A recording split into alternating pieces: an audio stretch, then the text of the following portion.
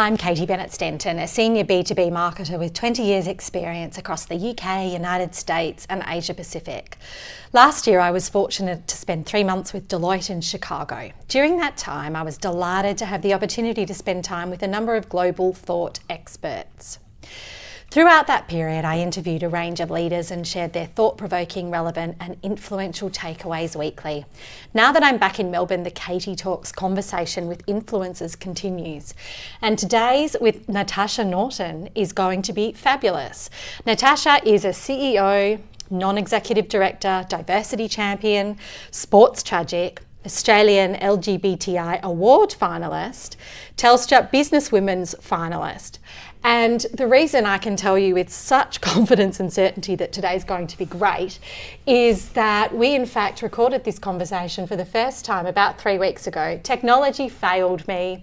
It did not, our recording did not upload to the cloud, so very generously Natasha has agreed to revisit the excellent things that we talked about. Natasha, welcome. Thank you very much, Katie. Welcome Thanks back. for having me again. It's a pleasure, just like it was last time. Deja vu. Deja vu. Natasha, just before we launch into the questions, it'd be great if you could give listeners a little bit about your background, please. Natasha 101. Yeah. I grew up in northeast Victoria on a farm between a town called Wangaratta and another very well-known wine area called Millawa. So a bit of a cornflake kid, I suppose, running around with straw in my hair and farm animals and all of that sort of thing. Very sporty, always was, always have been. And went to university in Canberra at ANU. And it's probably safe to say that my university selection was based upon how far away I could get from where I'd grown up. I'm a northeast Victorian girl too, I get it. So it's a fun place, but there's not that much going on there, not way back then in particular. From there, I spent some time living in the United Kingdom and New York and have travelled extensively. I landed back in Australia in about 1998, I think it was. And since then I've spent the bulk of my career sort of heading off through the various professional services firms. I've worked at 3 of the big 4 and worked alongside the 4th quite a bit, and have spent then the rest of my life in some of the mid-tiers as well, where I now find myself as the CEO of Accuteque, which fits into that boutique mid-tier sphere of professional services. Lovely. Thanks, Natasha.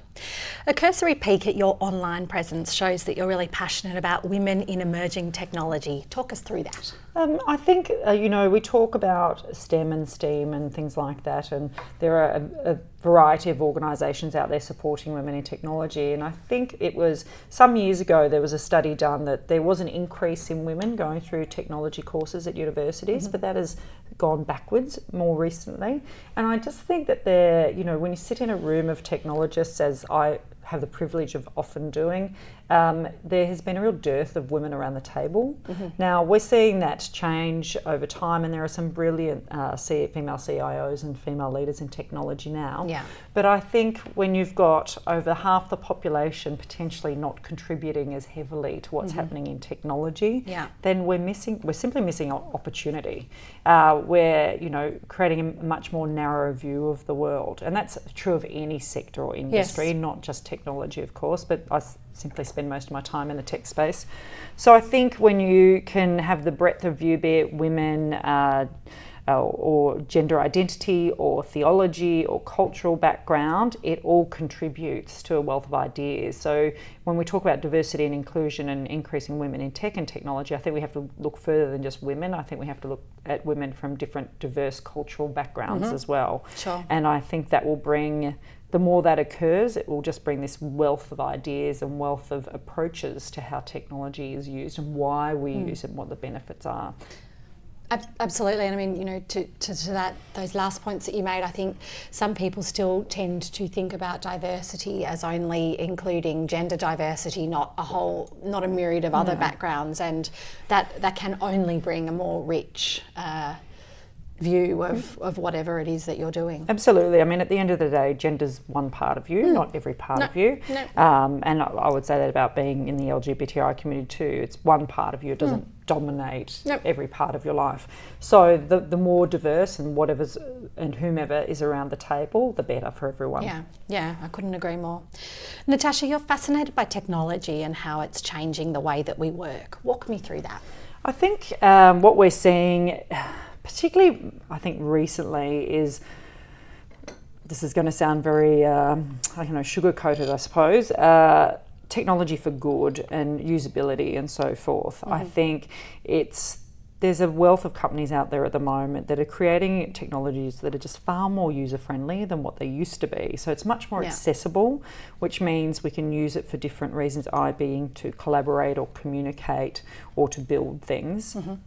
And I think by it being more accessible and easier to use, we're then having new people into the market in terms of using technologies, therefore creating a breadth of experience and a breadth of exposure and a breadth of new things coming into the world. So I think, what I'm really interested in to see is what we continue to use it for. I think there's a bit of backlash against technology as well in terms of some of the platforms that are out there at the moment, in terms of obviously privacy, but also in terms of, to be honest, some of the rubbish that gets fed to us through that technology. You only have to look as far as a Facebook and so forth in terms of the fake news and what gets perpetuated in those forums and so forth. So I think we are looking much more closely at how technology influences society, and I think that is, it's not even a debate. I think we can't stop it from happening. Yes. It's going to be a really interesting space just to simply be a part of in terms of how society influences our day-to-day lives. And for me, that's a pretty exciting thing. Hopefully I'd consider myself a reasonably early adopter of most technologies. And I think it's going to be hard to avoid not being that in the future. Yeah, absolutely. When we spoke last time, you talked about an operation called Soul Machines, and somebody who had worked on a James Cameron movie, moving their experience from movie into corporate. I'd love it if that was fascinating. So my understanding is Soul Machines, I think they're creating these avatars, these cognitive avatars. So what I've seen of they're one of those organisations that I found really interesting just to read about, because my understanding is one of the founders was one of the people who worked on the film Avatar by James Cameron, and using some of the technologies that were employed in that space to create now for large corporates human avatars that will be used to assist people like you and I. Or internally as well. So when I call someone on my device, if I'm FaceTiming or whatever, I'm not just talking to a bot or so forth, or a cognizant one at that. I can actually see a physical face that moves like a real human, looks like a real human, and that creates empathy, which I think is a pretty amazing thing to tap into in terms of technology. Even though I may well be aware that that's not a real human being, they're often modelled on real humans. So it might be that the company you're working for might say, Katie, we like your face, it's friendly and warm, we want to use your face as the model for, this. So it's a really nuanced way of using technology to, I think, engage with the customer or the client, and to develop that sort of deeper relationship in terms of, they think it feels like you're engaging with a real person. Yes. And technology is pretty smart these days. You can have conversations with all sorts of devices, knowing that it's not a human behind them. I mean, I'm doing it all the time with my Google Mini.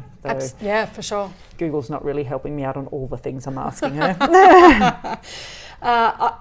It's such a fascinating thing, isn't it, that even though we know the person, in inverted commas, that we are conversing with is a machine, not a person, by making it more lifelike, it can change and enhance our experience. It's kind of fascinating. Well, empathy is a massive thing, If you feel like you relate, or that they're relating to you in some way. And we know that this has got very little to do with technology in a way. It's all about being able to mirror someone's response or be able to see a facial expression and those types of things.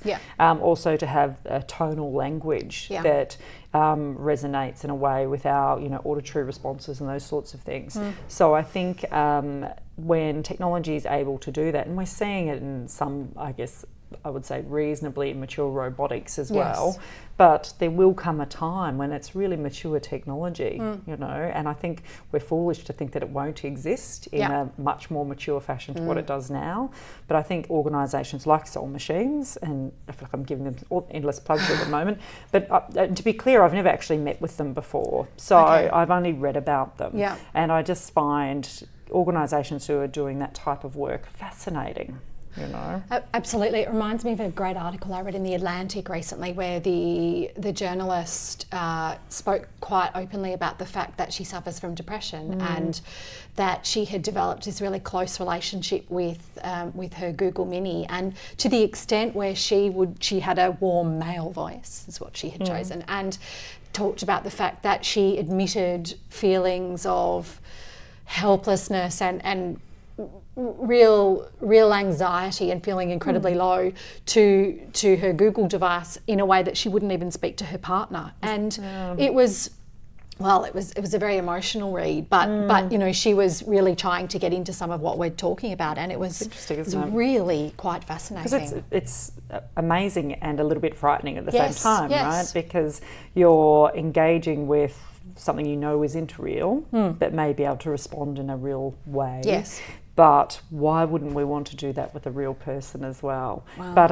But at the same time, I understand where she's coming from, because sometimes people just want to talk and explain where they are in life and their problems. They don't necessarily want to be talked at back either and have solutions given to them. Sometimes they just need something or somebody to be empathetic. But a machine, I mean, that just gets into a whole other realm. It's pretty fascinating. It's exciting. It is exciting. Although some of the questions I hear my 7-year-old son asking. I think my partner's sick of me asking about the weather. Oh no, I'm thinking more fart related. It's delightful, and some of the responses. Yes, I'm trying to get to jokes. Oh yeah, well I can team you up with the little charmer who'll give you a whole lot on fantastic. that front. Yeah, but I mean, I just think about the fun that Google and others must have had coming up with the responses around that. You know, absolutely. You know, I mean, I have colleagues who've got one in every room and use them to, you know, set up routines for the young children so that when it comes to going to bed, the routine starts for that child, and they know the child hears Google speaking to it and knows, or doing whatever Google's doing. And I'm sure all the other devices of that ilk do the same thing. Yeah. But so they're, you know, 3 and 4 year olds hear the voice, and it's like a little nanny almost, right? Oh, indeed. I mean, talk about the generation growing up digital native. Yeah, wow. I feel like this takes it a whole 35,000 steps further on that front. Changing tact a little bit, everybody approaches leadership a little bit differently. I'd really love to hear your philosophy. I'm a great believer in that you have to be able to adjust your leadership according to the situation you're in. So you have to be adaptable, and you also have to be really happy not always being the boss, because I think there's a big difference to being a leader and a boss. And I think it's really important that if you want to be a good leader, you've got to let go of that command and control that has been historically it's gone, a thing, isn't it, in many right? places. And I think it's gone in most organisations, so I'm pretty sure it still exists in some, because what your team often needs from you is not, you know, you necessarily leading from the front all the time. So whilst I really love leading from the front and looking after my team that way, and I use the analogy of having broad shoulders, you know, and just protecting them like a shield, and dealing with the stuff I have to deal with that they shouldn't have to deal with, so that they can just get on with what they've got to get done. But the other thing that I always try to do is that there's a real importance around contextual leadership. So irrelevant of whether you have a title that says you're in a position of seniority, people can show leadership every day, and you have to give people room and the opportunity to do that. And so if someone, you know, wants to lead from the front on something, give them the space to do that. the other thing that I think is really important from great leaders is that they know when to stand behind their team and to gently urge them forward, because they need to know that they're supported in what they're doing, so that you're there to sort of wrap your arms around them if and when they need it. Sure. But that, you know, you're just guiding them forward almost, as opposed to sort of shoving them forward. You're just here, look, I'm just going to hang it back here and look after the perimeter. You guys keep going. Those types of things. So I think that's really important. And I think, you know, I personally really enjoy, we've created this specifically at Accuteque as a reasonably flat structure so that we can remove as much hierarchy as possible. I still actively meet with many of the juniors in our team. So if our team wants to have a meeting with me, we have a meeting. We even have a thing called CEO Open Door here, which we run, I think it's once a quarter around there, where I block out a Friday of that quarter, and anyone in the company can have a meeting with me anytime to talk about anything they want to. It's not about me, it's about them. So if there's information they want to share, and you know, without breaking confidences, that covers a massive gamut of things. You know, things from, you know, someone showing me around the city to where their partner and them had another business, and they took me there to show me that business, and I didn't know about that. That was amazing. It had nothing to do with what we do. They were a gold merchant, actually. Really? Which was really interesting. Like, it's not a space I have any idea about. No, me either. To, you know, young people coming into my office to talk to me about stuff at home, so that they feel that they can do that. So we do that regularly, and I think just you need to make yourself available to your team, and that means trying to remove hierarchy so people don't see that there are barriers there to them engaging with you. Because I think the more hierarchy and barriers you put up, it's just so much harder for people to relate to you and not see you as a boss, when they actually should be seeing you as, here's someone I can learn from, who can mentor me and engage with me, and that's a leader. Well, and that you are approachable, and that it is appreciated that you are, with full respect, just another person who has their own stuff going on. Correct, and you're just another person who might have a little bit more experience and have had slightly different opportunities, you know, and you've put your hand up for different things. So, and that doesn't mean to say that they won't have all of those things come to them at some point in time either. Absolutely. Yeah. Natasha, one topic that really interests me when I'm talking to senior leaders is how they approach their careers in terms of long-term planning. I know that you're not necessarily a 5-year planner. What's your approach? Yeah, so I'm not someone who sits there and writes down get into schedules and whatnot in terms of where I want to be. But there's certainly the view of, okay, I'll know when my time is done doing what I'm doing, therefore you need to start planning for the next thing. And I've always been conscious of that there comes a time where you've outlived your welcome, sort of thing. Or you're also hungry for the next thing, you know, because I think one of the worst things that happen to any leader or any human being really is complacency and boredom. So you need to move to do the next thing, whatever that is, be that work-related or not, well before that sets in. Definitely. So for me, it's really about understanding myself in terms of what makes me hungry, what sort of challenges are interesting to me, and to, you know, understand my environment that I'm currently in, and is that presenting any of those, you know, meaty challenges that I might want to be invested in, and if it's not, how do I get into an environment which is? So there does come a time certainly where I go, okay, it's time now for me to look at what's next. And I certainly have a view of understanding about myself that I'd like to do, you know, maybe 2 more CEO type roles in an organisation, though I'm not particularly worried about what the titles of those roles are, but 2 roles of influence in that similar sense. And I also understand about myself that I'm very interested in the NED space. So continuing my growth in that area is really important to me as well, because I think that that's a whole different level of strategic work and so forth with an organisation when you're sitting at the board level and really directing where it's going. Diversity and inclusion are clearly really important to you. I'm curious to know more about that. Well, other than being a part of the LGBTI community, and I am the L, so just so that we're clear, I'm also a woman, obviously, well, hopefully, obviously, and I was actually always really fortunate. I grew up in a family of all women. Even our pet dog was a girl, so my dad liked being surrounded in women. But we were always taught to be fiercely independent, and were never stopped from pursuing any sort of opportunity that came our way. Now, some might argue that if I'd had a brother, that might have been different, but we'll never know. How could we say? Correct. And I like to think that wouldn't have mattered in our family.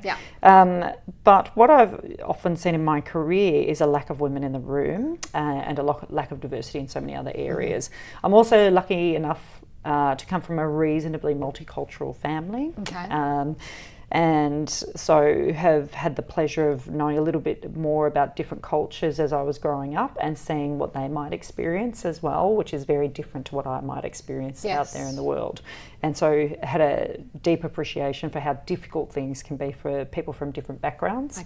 And that's always been I guess a pain point of mine when I see bigotry of any kind. Is I'm a bit of a champion in that space. So, you know, people are often afraid of what's different to them. So, and I think it's incumbent upon people like myself to educate others, or to create environments where it's not, I'm not educating people by sticking my hand down their throat and telling them they have to think this way, just exposing them to different things. So, diversity and inclusion in that sense, to me, is extraordinarily important because it just brings that different thoughts processes into a room. It just creates just a richer tapestry around us.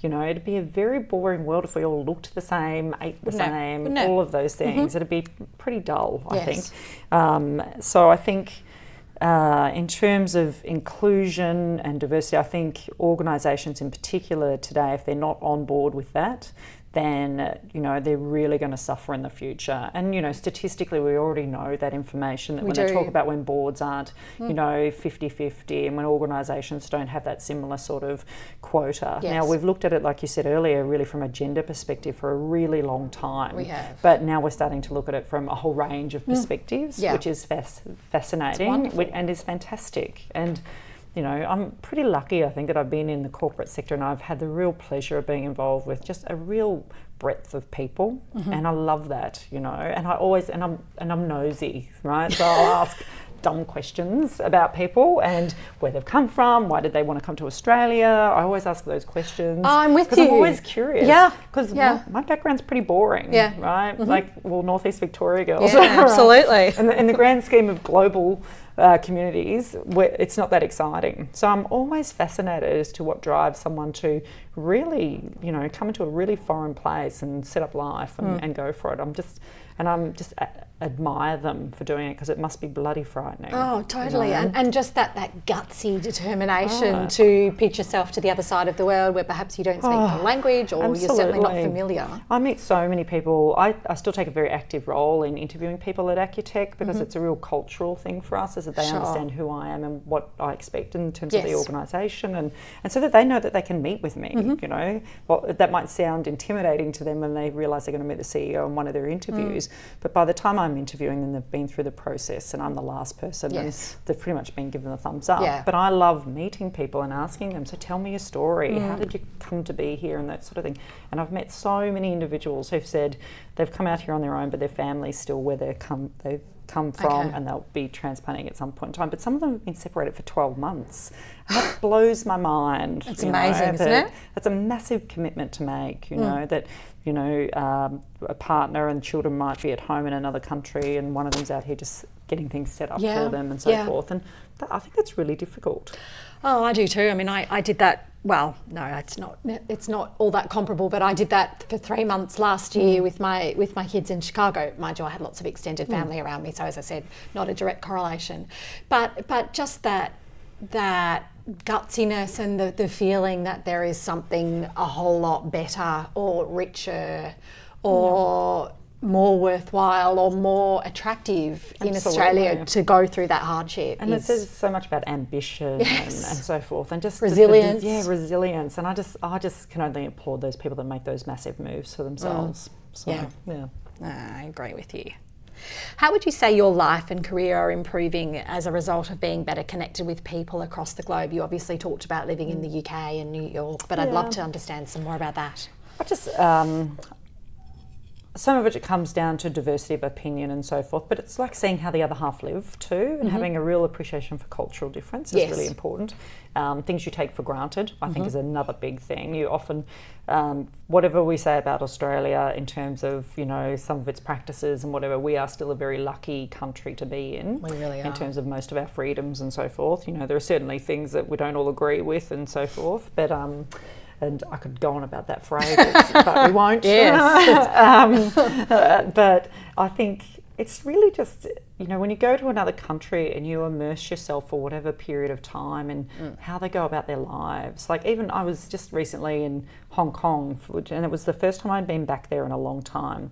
And I just, you know, was plodding around the streets every other day. And just, you know, it was amazing just being back in a city that the last time I visited there would have been 8 or 9 years ago, seeing how it had changed. You know, there's those pockets of Hong Kong that are super contemporary, but then there are those pockets that are still, you know, quite traditional as well. And it's just wonderful to be in any country. And the week before that I was in Shanghai, so I got to do that as well. And Shanghai's a very modern city, but there are still pockets of it that are these small areas where the locals live and so forth. And I was fortunate enough to be taken around some of those areas and so forth. And it was just amazing, and just understanding how completely different their lives are to the lives that we have, and having that appreciation for the fact that they really love that life. And I think if you threw an Australian into some of those areas, they'd probably freak out because their families living on top of families, but they love that. You know, family's really important, and it's about community. And there's lots about that that I think is really wonderful. Absolutely, but as I think most Australians that I know, and when I'm saying Australians, I mean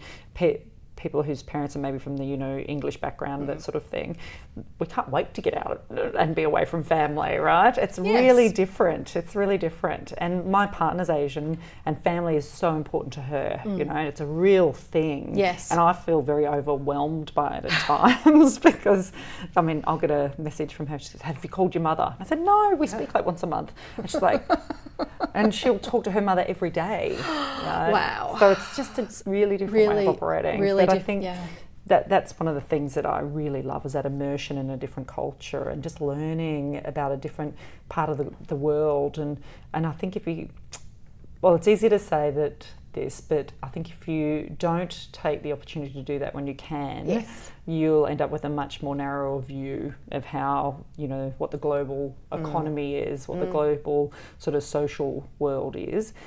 Understanding, of course, in saying that not everyone is privileged enough to do that as well. So. No, I mean, I agree with you. I said a minute ago, I spent 3 months in the States last year, and I'm a dual Aussie-US citizen, so I've spent quite a bit of time there, but hadn't for a while. And one of the things that I particularly noticed, and when I got back to Melbourne, that I was particularly fortunate for, was the safety net that we have in Australia. You know, there is lots about the States that I love if we ignore the current incumbent in the White House. We could have a whole podcast about that. But we could.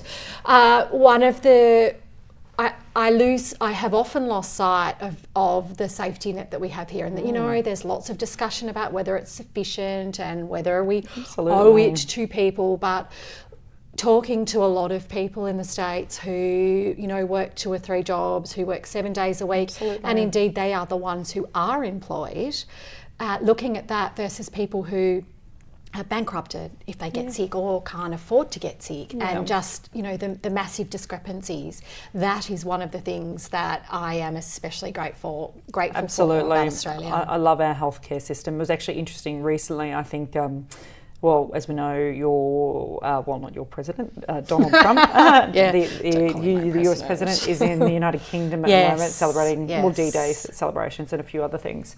And I believe he said something along the lines of that the UK should consider selling the NHS. And I guess the large assumption behind him saying that was that would enable American corporates to come in and bid for some of that work. And to the British MPs' credit, on both sides of the fence, all of them stood up and said, no one's getting their hand on our NHS. And I was like, well, at least they can agree on something. They might not agree on Brexit, but no one's touching the health system. Well, that is comforting. They haven't quite got their act together around Brexit, but that's just extraordinary, isn't it? Anyway, we could go off on that tangent for hours. Natasha, what might people not know about you? Right. So whilst we have spoken about this again, I actually thought of two things. One is very, pithy and not really that important. I love pithy. I'm named after a band. So my middle name is Procol. So after a band called Procol Harum. I have not heard of them. Well, not of our vintage, Okay, Katie. I think you'll be pleased to know. You'll be pleased to know. My parents of their vintage. So I think, and I'm sure a listener can correct this, they had a very big hit called Lighter Shade of Pale. Oh, I know that song. And it was one of their songs. Oh. So I was named after that band. And arguably some people say my first name was either flatteringly from War and Peace, and maybe not so flatteringly, I think, from Boris and Natasha, the cartoon. So you can take your pick. I go with War and Peace. I like it. But we're all named after something in our family, which is quite funny. But the other thing is that, and I know that we spoke about this previously, and it is a big part of my job actually. I am not a fan of networking, and because I'm a bit of an introvert, actually a lot of an introvert. So I'm someone who has to work really hard at putting myself out there in social situations. Most people look at me and think, oh my God, you're such a natural and you're really good at it and so forth. But that's my job, and I need to appear good at it. But it is a part of my role that I've always acknowledged is not where I'm it's not where I'm not at my strongest. It's actually the part that probably takes the most energy out of me. Okay. So I'm actually, once I'm up there and talking, I'm fine, but it's the idea of doing it, I think, sometimes is quite taxing. And I think I'm one of those people who, I don't feed off other people's energy, I feed off my own energy. Okay. So I know a lot of extroverts feed off other people's energy and get going, bang, bang, bang, bang, bang. Mine is very much I have to have that energy within myself, go and do the things that I need to do, and then I need to recharge my batteries. And that might mean I'm going to lie on the couch and I'm not going to talk to anybody and please don't speak to me. And so I'm really careful about doing those things. I did get to a point in my career, not that long ago actually, probably not long after joining Accuteque, where I was trying to be all things to all people from a networking and sort of almost a PR perspective. And I really did hit that point where I just nearly burned out. Like I was at events 2 or 3 times a day sometimes, and it was just ridiculous. So I had to set some rules for myself beyond that. And talk to me about one of my number one pet peeves is a breakfast function. I just don't do them. Really? Okay. I just don't do them. My EA knows not to book me onto them. And tell me why. Do you need a quiet start to the day to be reflective? I'm actually a morning person, but that morning person actually is about doing my own thing. Getting up, going to the gym, having my little routine. I walk to work every day. Yeah. That's good, 15, 20 minutes of either walking with my partner to catch up because we don't see that much of each other during the week because we're both in quite busy roles, and or just making sure I'm on top of my day. It's a big part of me feeling like I'm on top of my day. And who likes breakfast sausage at the end of the day? Oh, look. It's served at every breakfast lunch. And if that isn't enough on its own to go, I don't need to go to that. Forget about it. And the same eggs and the same wilted spinach and all that sort of thing. I've actually gone to the point where occasionally they're unavoidable, where I've set up, this is going to sound terrible, I shouldn't say it, fake food preferences to try and get a better meal. So you're vegan. Can't eat salmon. Can't eat salmon? Well, I say that because I've got this real issue with salmon that's mass. Always? Oh, okay. Sure. And and I'll try and pick some weird things, go, I can't eat this, can't eat that, to see what happens. I'm not saying it all ends up well all the time, but occasionally I get something a little bit creative, or you just get the thing without the breakfast sausage. And an extra hash brown. So it doesn't always work. Yeah, but that's the thing. I'm probably more of an introvert than what people think. So it's actually something I've often talked to people about, because I think particularly people coming up through their career are often concerned about, being authentic and those types of things. And I'm like, you know what? It's okay. It's okay. You've just got to come up with tools and practices that get you through what you need to get through and so forth. I mean, one of the things I always do at a networking event in particular is I'll walk into a networking event, I'll look for the person standing on their own, and I'll go up and speak to them. And I'll ask them questions about themselves. Because that's an easy topic, isn't it? It's great. It's a topic you should be an expert on, yes. right? Yes. You know everything. If I know yes. more about you than you do, then we're all in trouble. We are. We are. Or I work for MI6 or something. So it's, you know, and people are very comfortable talking about themselves, and it's you're not going to ask overly complex questions the first time you meet someone. No, you're not. And you know what? I know what it feels like to be that person too. And particularly when I was probably younger, coming up through the thing, I'll go off to your first networking sessions and all of that sort of business. You know how it feels to be that person. So, you know, it's that little pay it forward piece of, you know, doing a better job at those types of things, I think.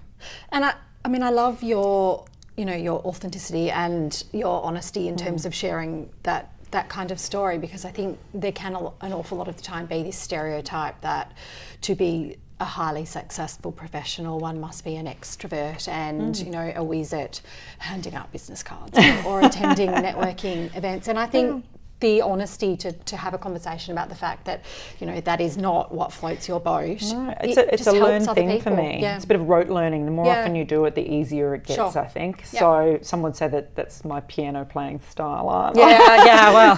I'm a rote learner. You know, practice makes perfect, as my mother would say to me all the time. And it truly does. Yes. Because it does get easier each time. It doesn't mean that you're always going to be 100% comfortable in those situations, but you will go, oh, yeah, I've done this before, I can do this again, and so forth. All right, here we go again, game face on, off Absolutely. I go. And I'm not going to pretend that grabbing a glass of champagne as you walk in isn't a good sort of warmth provider either. I'm with you on that one.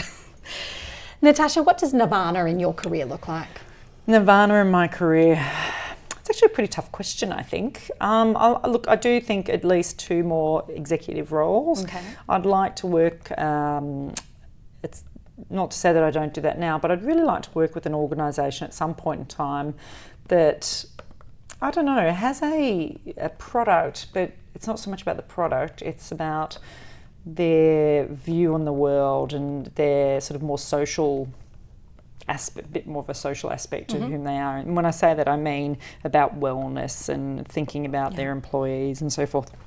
We certainly do all of that here at Accuteque, but I think it'd be good to go into an organisation where I perhaps haven't been at the start of that transition too for the organisation, where there's established ways of working and those types of things, because I had the privilege of creating a lot of that here.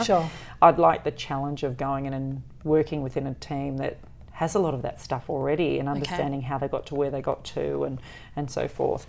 I think I would love to work back in an organisation at some point in my career where it has a real global footprint. Yes. I think that's a really interesting thing. I think the world has become a much smaller place, particularly in the last 5 to 10 years. You know, distance means nothing. I mean, I'm on calls all the time with people who are in other countries and so forth. And, you know, providing it's not some horrible time frame, you know, you can be on a call in Asia and there can be a 2-hour difference in a lot of those countries. That's brilliant, right? That's great. It's a little bit different if you're talking to New York or London, but still, you've got a face on the other end of the screen now. It's a global economy. It's a global workplace. A lot of organisations now, I really like this take on organisations who, there's a few out there now who their CEO's based in one country, their CFO might be based in another, and their CMO's in another again. And that doesn't stop them from being successful. No. Yes, they might spend a bit of money on flights every now and then, but even that, they don't really do more travel than any other organisation. But they've actually realised it's okay not to all be in the same 4 walls. Yes. And I think that is a huge step forward in terms of how companies operate. Because it used to be you had your head office, and if you weren't in that head office, you were unlikely to progress in your career. In that head office, at a desk where you can be cited by your manager. Correct. Yeah, correct. Come a long way and that's from where that, you were going to excel in your career. Because, you know, there was even that argument, you know, if head office was in either Sydney or Melbourne, if you're in the wrong office, you're not getting the exposure you need. And I think those worlds and walls are being largely broken down now, and I think that is, not all granted, but I think that, and probably with younger companies who've realised that, and I think particularly in the technology space. Yes. I have a colleague of mine who's just started working with a company called OpenPay. It's a bit like an Afterpay and so forth. They have that very set up. Their executives are plotted in different countries. Okay. So, and that's how they operate. Sure. And they've got a sizable workforce, and so they use technology as the best way possible, and will, visit different parts of the world as part of their remit. Sure. And I think if a company's in a position where they can have their team members travel to see different cultures and that immersion and so forth, go for it. Sounds brilliant, and I'd like to see more of those organisations coming up, and we are seeing them. So I think to work in a company like that would be really interesting. Sure. But it's really about also understanding that you want to leave a legacy of some sort. I think most people do. Yes. So I can't tell you what that legacy is yet. Still working on that one. But just to, if and when you do leave the corporate sector, that you leave it with,